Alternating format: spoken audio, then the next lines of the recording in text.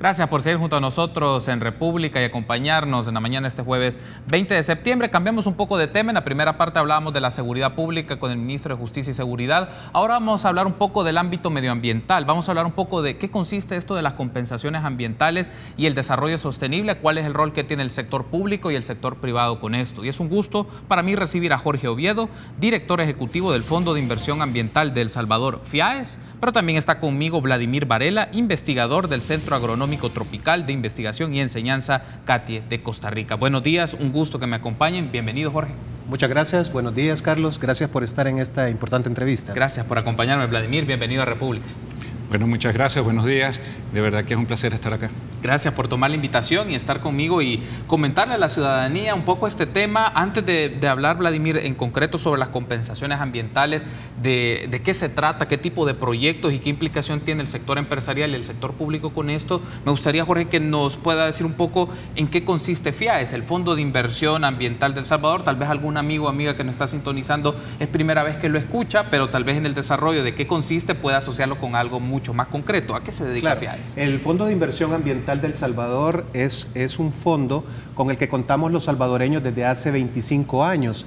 Este fondo ha venido trabajando en diversos programas y proyectos que tienen como objetivo la reforestación, la restauración de ecosistemas, la conservación de la vida silvestre, el apoyo a las cuencas hidrográficas, entre muchos otros proyectos que se han desarrollado en estos 25 años.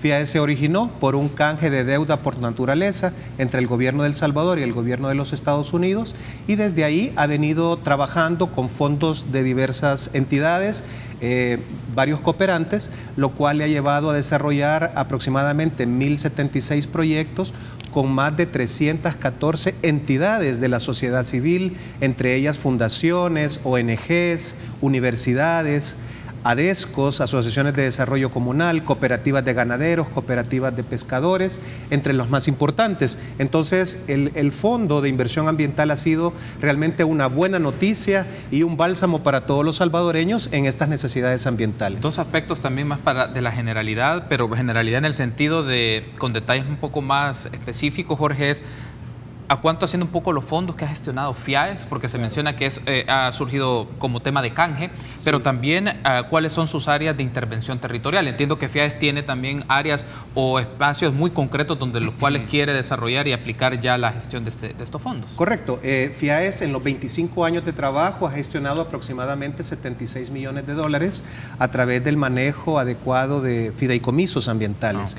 Estos fideicomisos han sido gestionados por un consejo administrativo, donde hemos tenido una representación plural del gobierno de El Salvador, gobierno de Estados Unidos y representante de la sociedad civil. Las áreas en donde se ha invertido específicamente, como mencionaba, han sido agricultura sostenible, ganadería sostenible. Hemos trabajado el tema de restauración de ecosistemas y la conservación de nuestras áreas naturales. Estamos hablando de protección a áreas como el Parque Nacional Montecristo, como el Parque Nacional Imposible, la Laguna El Jocotá, Laguna de Olomega. Hemos trabajado importante protección de los recursos costero-marinos. Por ejemplo, tenemos un programa de conservación de tortuga marina que ha liberado más de 3 millones de neonatos de tortuga marina en estos últimos 4 años, y hemos tenido un programa muy fuerte para la restauración del ecosistema de manglar. Trabajamos en 8 zonas prioritarias en el país. Estas zonas prioritarias han sido pactadas con el Ministerio de Medio Ambiente y son 8 áreas de conservación. Entre ellas tenemos el área de conservación El Imposible, Barra de Santiago. Trabajamos en Los Cóbanos, en el área de conservación Apaneca y Lamatepec. En el oriente trabajamos en Nahuaterique, en Jiquilisco. Trabajamos también en el Golfo de Fonseca, y en la zona central trabajamos en el humedal del Cerrón Grande y en Jaltepeque, que es la zona de Costa del Sol. Entonces tenemos este músculo, digamos, ambiental en estos temas y en estos territorios. Ahora bien, ya que tenemos esta ficha y de conocimiento más particular, Jorge, del trabajo del Fondo de Inversión Ambiental de El Salvador, me gustaría escuchar un poco, introducirnos al tema que vamos a desarrollar en los siguientes bloques con Vladimir y con Jorge. Vladimir, viene usted a brindar una ponencia específica sobre el tema de las compensaciones ambientales y su vínculo con el desarrollo sostenible. Y para que nuestra audiencia lo conozca, ¿a qué nos referimos cuando hablamos de una compensación ambiental? Bueno, Carlos, lo primero yo creo que es que hay que indicar que toda actividad del hombre tiene un impacto ambiental, ¿correcto? Sí. Mínima, moderada o alta, siempre hay un tipo de impacto. Y lo que nosotros tenemos que tratar de hacer es que esos impactos sean corregidos, ¿no? Entonces ahí es donde entran las compensaciones ambientales. Las compensaciones ambientales son una serie de medidas, de prácticas que aplicamos para tratar de resarcir esos impactos, esos daños ambientales, por así decirlo, ¿no? Ahora, hay un detalle, porque las compensaciones ambientales son un tipo de medidas. Hay algo que nosotros llamamos la jerarquía de mitigación. Es decir, nosotros deberíamos comenzar primero por tratar de evitar, ¿no? Es como, para evitar el impacto de los vehículos, del humo, ¿verdad? Nosotros, ¿qué es lo que podemos hacer? Caminar, utilizar bicicleta, ¿cierto? Ahí sería la prevención. Pero si vivimos lejos del lugar de trabajo, tenemos que tomar nuestro vehículo o tenemos que tomar un transporte público. Entonces, ahí el tema es, bueno, cómo yo voy mitigando, voy controlando, mantengo mi vehículo en buen estado o trato de buscar la ruta que sea más corta o me llevo amigos para el trabajo. Es una forma de ir controlando el impacto, ¿no? Ahora bien, llega un momento en que los impactos, por más que uno prevenga, por más que uno mitigue, siempre hay lo que nosotros llamamos un impacto residual. Sí, es lo que está pasando con el efecto invernadero, con el cambio climático. Entonces ahí es donde entra la figura de las compensaciones. Son esas medidas que tratamos de aplicar para esos impactos que no pudimos mitigar, no pudimos prevenir, ¿verdad? Entonces, y algo bien importante que compensamos de donde es como una especie de balanza, ¿verdad? Por eso se llama compensación. Tienes un impacto negativo que daña el ambiente, los recursos naturales, y por el otro lado tienes las medidas. Lo que vamos a tratar es de que estas dos balanzas se igualen, ¿no? E incluso la idea sería poder que con estas medidas compensatorias podamos tener incluso lo que llamamos ganancias ambientales, es decir, ir mucho más allá del daño ambiental. Esto no solamente se está aplicando aquí en El Salvador, la mayoría de los países latinoamericanos lo están haciendo, están incorporando las compensaciones ambientales como parte de su legislación ambiental y se está trabajando en ello porque hay diferentes esquemas de cómo las empresas, porque precisamente va dirigido al sector empresarial. Yo hablé del carro para hacer un ejemplo, ¿verdad? Para la audiencia. Pero básicamente está dirigido al sector empresarial, a aquel que desarrolla proyectos, obras, que tienen que, por obligación, hacer la compensación ambiental. Hay una mención muy interesante, Vladimir Quecho, y me gustaría que lo profundicemos un poco. ¿Por qué el esquema de las compensaciones ambientales y la descripción que usted ya nos ofrece para corregir ciertos impactos y daños que se pueden generar en el medio ambiente debe ser de la práctica intrínseca de las empresas? O sea, que no es algo que se le debe de insistir, sino que debe ser dentro de su lógica para operar y las obras que desarrollen también ya tengan considerado un tema de una compensación de carácter ambiental. Sí, bueno, voy a tomar algo que habías indicado al principio, ¿verdad? Cómo las compensaciones ambientales se ligan con el desarrollo sostenible. O sea, nosotros tenemos que entender que las empresas son importantes, toda actividad económica es fundamental porque nos proveen de servicios y bienes para la sociedad que nosotros demandamos, estamos totalmente claros. Y necesitamos que las empresas sean robustas, que sean financieramente rentables, eso estamos totalmente claros. Pero lo que no podemos permitir es que esas actividades vayan a costa de degradación ambiental, extracción de recursos, contaminación, etcétera, etcétera. Entonces, por eso que hoy día las empresas y las empresas que llamamos empresas responsables, empresas sostenibles, son aquellas que además de lograr ese objetivo social, ¿verdad?, para la sociedad de producción de bienes y servicios, generación de empleo, generación de ingresos para el Estado a través de impuestos, mantienen o incluso mejoran el ambiente en el que están o donde sus actividades se desarrollan. Entonces, por eso es que el empresario tiene que entender que su función no solamente va a producir bienes y servicios y generar una ganancia, su función también tiene que ver en mejorar la calidad de vida y parte de la calidad de vida tiene que ver con mejorar el ambiente. Si vemos un poco, Jorge, y hacemos una radiografía aplicada al caso nacional en función de la descripción y el análisis que Vladimir ya nos ha brindado de lo que implica para una empresa diseñar y pensar estos mecanismos de las compensaciones ambientales. En el caso de El Salvador, ¿a qué recursos naturales son fundamentales o prioridades? No estoy diciendo que solo son los más importantes, hay muchos más, pero ¿cuáles constituyen aquellos recursos naturales en El Salvador donde las empresas deben de tener de manera clara sus compensaciones ambientales? Bueno, es importante mencionar que el programa de compensaciones ambientales que está impulsando FIAES tiene un marco normativo detrás y es un acuerdo número 31 que tenemos con el Ministerio de Medio Ambiente, en el cual todas las empresas, cuando quieren obtener un permiso ambiental, ya sea para iniciar, para ampliar o para continuar operaciones o para diversificar, deben someter un permiso, una licencia, ¿verdad?, ambiental. El Ministerio de Medio Ambiente analiza cuál es el tipo de actividad que se va a desarrollar y en base a eso determina o no si esta actividad necesita un estudio de impacto ambiental. Sí. Este estudio de impacto ambiental es el que determina si se va a tener esta compensación o no.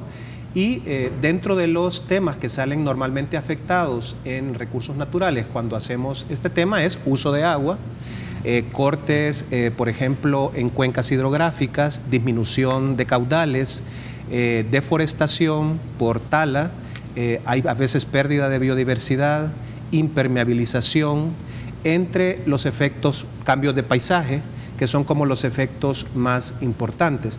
En ese sentido, es el Ministerio de Medio Ambiente, digamos, determina cuáles empresas son las que deben compensar y cuánto debe ser ese monto, digamos, esa equivalencia de alguna manera ambiental en la que la empresa debe resarcir, mitigar o atenuar este impacto. Es un progreso con equilibrio ambiental porque de alguna manera, como ya mencionaba Vladimir, el progreso debe continuar, pero ¿qué progreso es el que queremos realmente? Queremos un progreso con sostenibilidad ambiental y sobre todo en El Salvador, que es un país altamente vulnerable, sabemos que está siendo afectado gravemente por temas del tema de impacto climático, venimos de una sequía muy fuerte, entonces el tema de recurso hídrico, por ejemplo, se vuelve sumamente fundamental. Quiere decir que en zonas de excesiva vulnerabilidad, por ejemplo, hay muchas zonas donde el Ministerio de Medio Ambiente está fortaleciendo su normativa para no otorgar permisos o licencias ambientales. Es decir, que los permisos se dan en zonas donde son, digamos, adecuadas, digamos, para el tipo de actividades que se desarrollan. Por eso estamos hablando de que las compensaciones ambientales son previo al proceso de inversión. Entonces, de alguna manera, permite identificar dentro del territorio en qué lugares es factible, tanto desde el punto de vista social, ambiental, el permiso y, como muy bien decía Vladimir, ese efecto residual debe ser de alguna manera compensado y es el que se recibe para el Fondo de Compensación Ambiental. Es importante aclarar también que la empresa tiene un plan de manejo ambiental.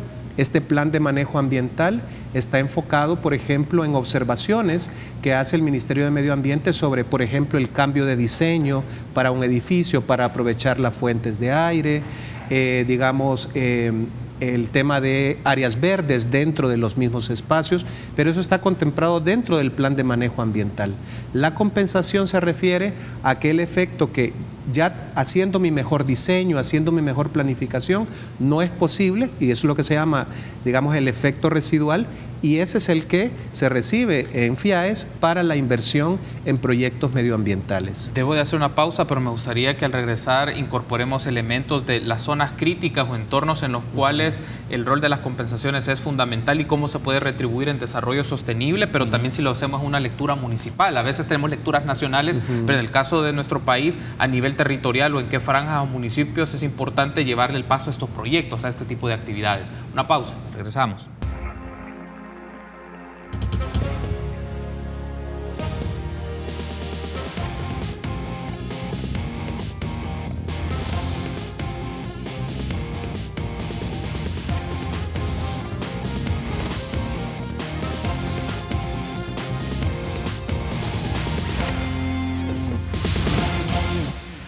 Gracias por seguir junto a nosotros en República. Continuamos platicando de compensaciones ambientales, desarrollo sostenible e impactos en cambio climático, junto a Jorge Oviedo, director ejecutivo del Fondo de Inversión Ambiental del Salvador FIAES, y Vladimir Varela, investigador del Centro Agronómico Tropical de Investigación y Enseñanza CATIE. Hay otro aspecto, Vladimir, lo decíamos entre las pausas, la relevancia que esta noción de las compensaciones ambientales debe tener en el sector empresarial. Se habla o se puede pensar de que los empresarios solo lo pueden ver en función de que es un costo el tema de la compensación. Más bien, y es un tema que se podría socializar el costo y no asumirse sus responsabilidades como empresarios en los ámbitos que ellos quieran intervenir y generar producción y bienes y servicios. En ese caso, ¿por dónde parte una estrategia para no solo sensibilizar, generar esa responsabilidad de que las compensaciones no es un tema de un costo, sino que es una implicación o contribuir ante un impacto que pueda hacer su actividad productiva, su actividad empresarial? Sí, correcto. Hay que entender, o las empresas tienen que entender que es parte de su responsabilidad social. O sea, toda actividad, y vuelvo a lo que dije inicialmente, toda actividad va a tener algún tipo de impacto en lo ambiental, en lo social, y la empresa tiene que ser muy consciente de ello, ¿verdad? Ahora, el tema es que siempre el empresario, o tradicionalmente el empresario, porque eso está cambiando, hay que también decirlo, el empresario siempre lo ha visto todas estas cosas como un costo más. Pues un permiso es una licencia que me cuesta tanto y parte de esa licencia tengo ahora que invertir en compensaciones ambientales, ¿verdad? O tengo que pagar compensaciones ambientales. El tema es que también hay que verlo como un beneficio para las empresas. ¿Por qué? El poder compensar los impactos ambientales que una empresa o cualquier actividad económica genera, porque también aquí hemos hablado de lo que es obligatorio, ¿verdad?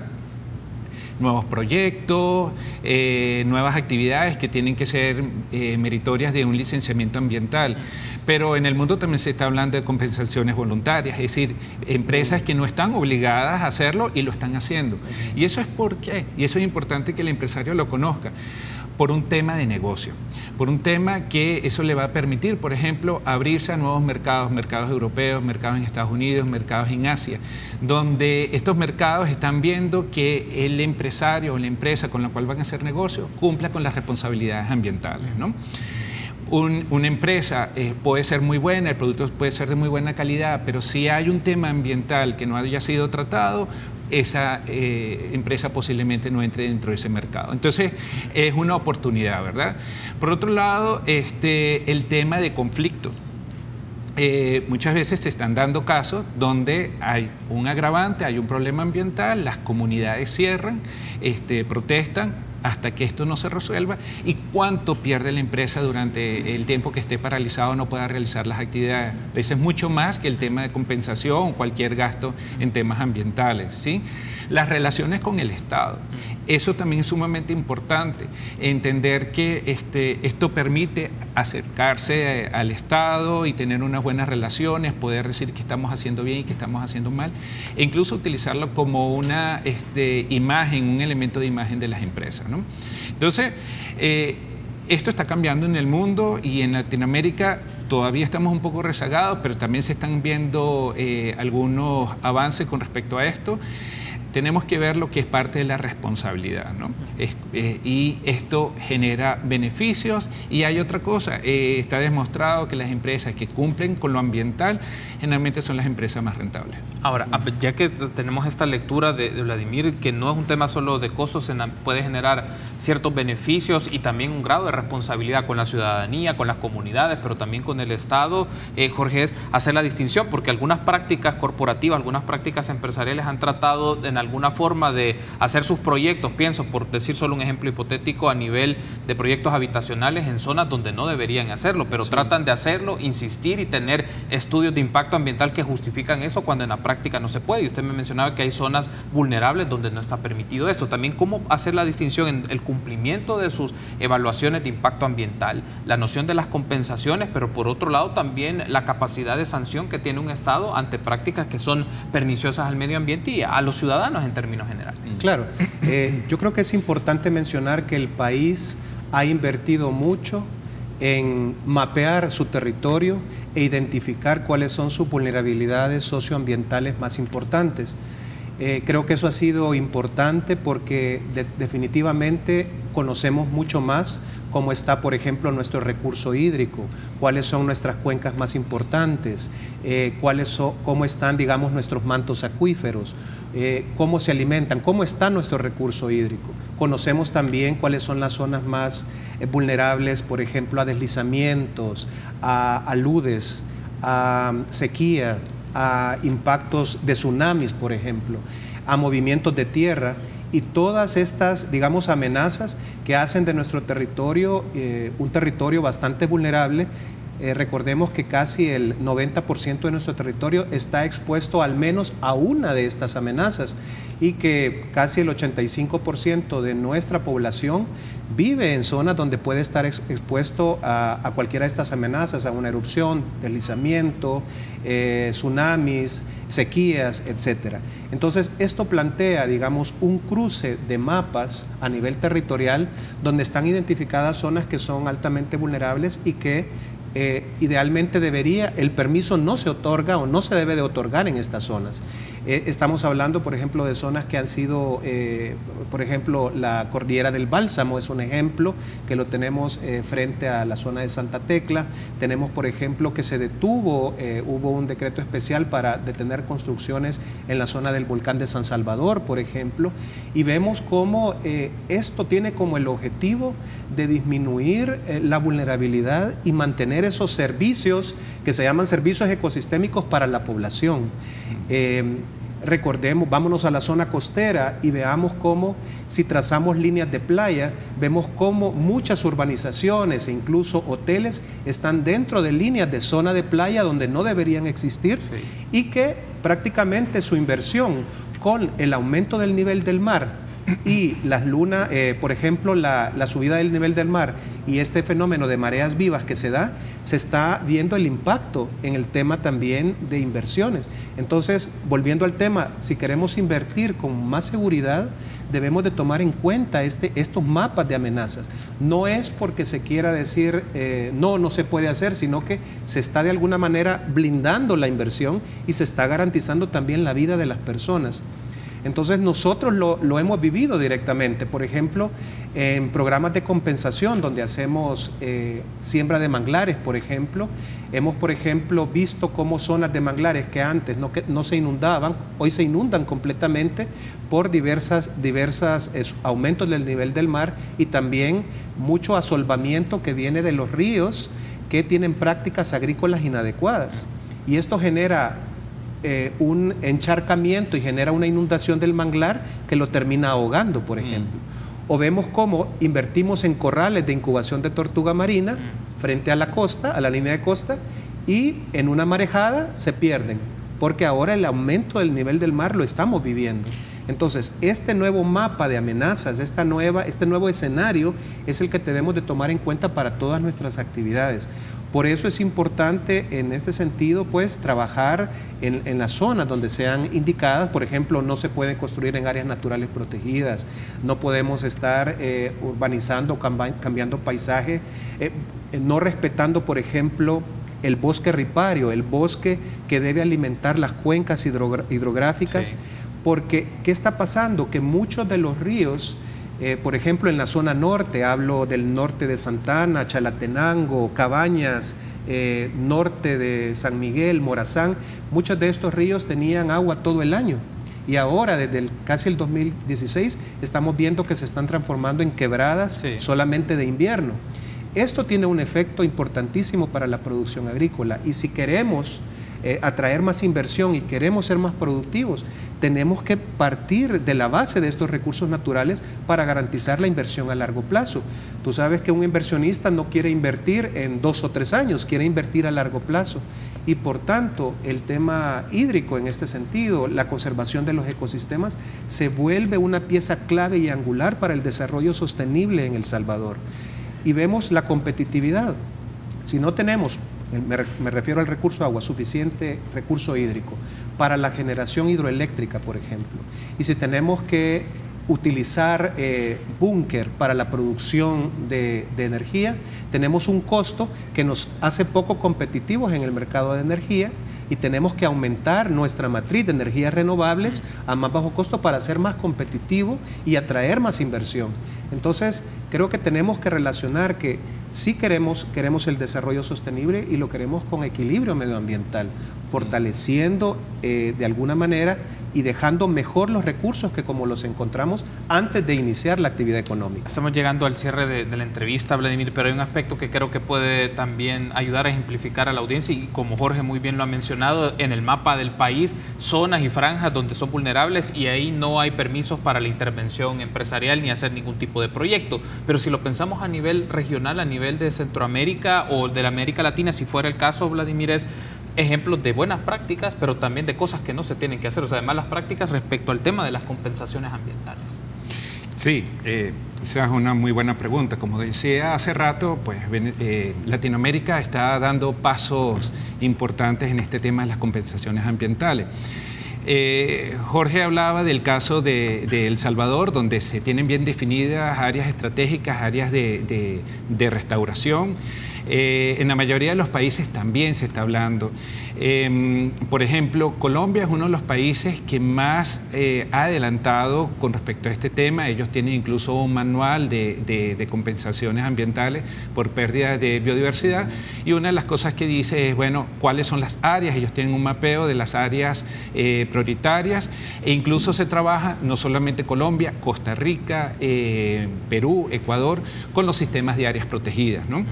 Porque hay algo bien importante, no solamente las compensaciones tienen que darse en áreas degradadas, sino en algunos países los mecanismos también sirven para mejorar las áreas protegidas. O sea, los países crean estas zonas, ¿verdad? Estas áreas protegidas precisamente por la importancia ecológica que ellas representan. Pero siempre un tema es cómo se mantienen, dónde están los recursos económicos para mantener estos grandes parques naturales, estas reservas de fauna, reservas de biodiversidad. Entonces, en algunos países también se están utilizando las compensaciones ambientales como flujo de dinero para apoyar los sistemas de áreas protegidas, ¿no? Entonces, eso es bien importante. Ahora, son muchos ejemplos que existen, hay cosas buenas, hay cosas malas. A veces yo hablaba de tratar de compensar el impacto ambiental con estas acciones. En algunos casos, pues, la falta de mediciones, y eso es algo que tenemos que mejorar, tenemos que fortalecernos, no nos permite todavía identificar si realmente estas acciones lo están haciendo bien, están compensando realmente, ¿no? Eso es algo. Otra cosa es que siempre compensamos, o la mayoría de las legislaciones están dirigidas hacia grandes obras, por ejemplo, infraestructuras, carreteras, puertos, aeropuertos, actividades extractivas como la minera, la petrolera. Pero ¿qué pasa con aquellas actividades pequeñas que pueden tener también este tipo de impactos? Entonces, allí también tenemos que analizar cómo pueden esas pequeñas actividades ir compensando, porque tal vez en cuanto al tamaño es muy poco, pero en cuanto a magnitud, el número de personas o de empresas que lo están haciendo, el impacto puede ser muy grande. Entonces, eso es algo que tenemos que ir avanzando. Quiero darle las gracias por haberme acompañado, el tiempo se me ha agotado, pero ha sido muy interesante la discusión desde esta perspectiva también hacia el sector empresarial, pero también al sector público y a la ciudadanía, el tema de las compensaciones ambientales. Vladimir, ha sido un gusto, gracias por habernos acompañado. Gracias. Jorge, ha sido un gusto también. Gracias, muy amable. Y reiterarle la invitación al público que nos acompaña de que estaremos con un evento de compensaciones ambientales en este día en el Hotel Presidente a las 9 de la mañana, así que invitamos a todos los empresarios que estén interesados pues a que quieran conocer más del proceso de compensación ambiental, a que se acerquen en este día. Perfecto, gracias Jorge por habernos acompañado y hacer la invitación. Vladimir, también un gusto y conocer este tema, espero que nos volvamos a encontrar en una próxima oportunidad y desarrollar esto en el ámbito medioambiental. Establecemos entonces un enlace con Luis González de QVULE para que nos comente cómo va el programa este jueves 20 de septiembre. Un gusto saludarte, Luis. Gracias igualmente, Carlos. Saludos para Jorge y para Vladimir también. Y a los televidentes que estén pendientes porque QVULE viene con todo, viene recargado. Fíjate que hoy vamos a tener la visita de alguien del Ministerio de Trabajo y vamos a estar hablando acerca del retiro voluntario. ¿Quiénes son los que pueden optar para esto? ¿Cuáles son los derechos? ¿Cuánto usted va a recibir por esto? Por otro lado, si usted quiere conocer un poco de la salud, pues hoy vamos a estar hablando acerca de los tumores de la hipófisis. te digo, yo ni sé dónde queda la hipófisis, pero hoy me voy a enterar acá en ¿Qué Húbole? Y muchísimos temas más, ya sabes tú, la diversión, siempre acá en las 8 en punto hasta las 11. Excelente, Luis. La invitación entonces está hecha para que la audiencia de República se quede con ¿Qué Húbole? Y tenga un poco de conocimiento de los temas que van a desarrollar en salud, en temas laborales y otros ámbitos importantes. Que sea un buen día, Luis. Gracias, y reitero, falta el día que vengas a conducir con nosotros. Bueno, eso va a ser interesante. Vamos a hacer un crossover aquí. Vamos a hacer el crossover, me encantaría. Excelente, Luis, qué gusto saludarte. Igualmente. Y que todos vaya muy bien en esta jornada. Y a ustedes, amigos, será hasta mañana 6:30.